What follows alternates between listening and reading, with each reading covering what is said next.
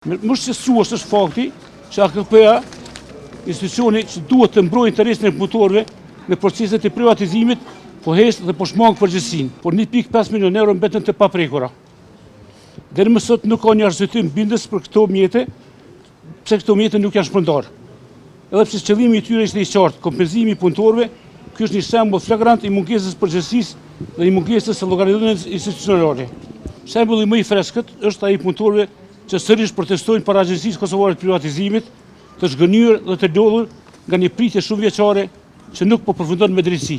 Nuk është e pazakontë që zëri i qytetarëve dëgjohet vetëm pas që ata dalin në rrugë, por ajo që është e vërtet shqetësuese është fakti se dhe pas protestave të gjitha institucionet dhe AKP-ja vazhdojnë të ignorojnë kërkesat legjitime të punëtorëve të rilindjes.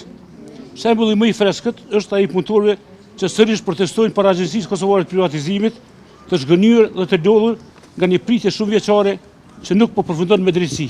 4 vite më parë, pas presionit publik dhe protestave të shumta, qeveria derdhi 3.3 milion euro në arkën e AKP-s, të destinuara për pagesën e pjesës së tyre 20%.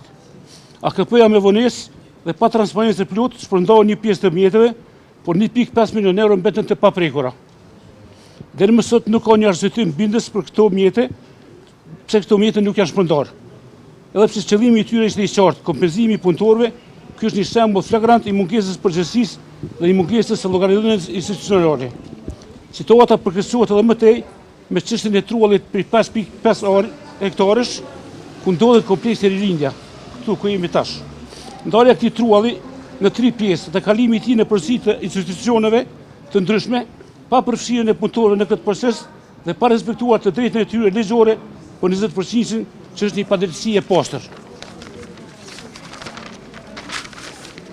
Më shqetësues është fakti që AKP-ja, institucioni që duhet të mbrojë interesin e punëtorëve në proceset e privatizimit, po hesht dhe po shmang përgjegjësinë.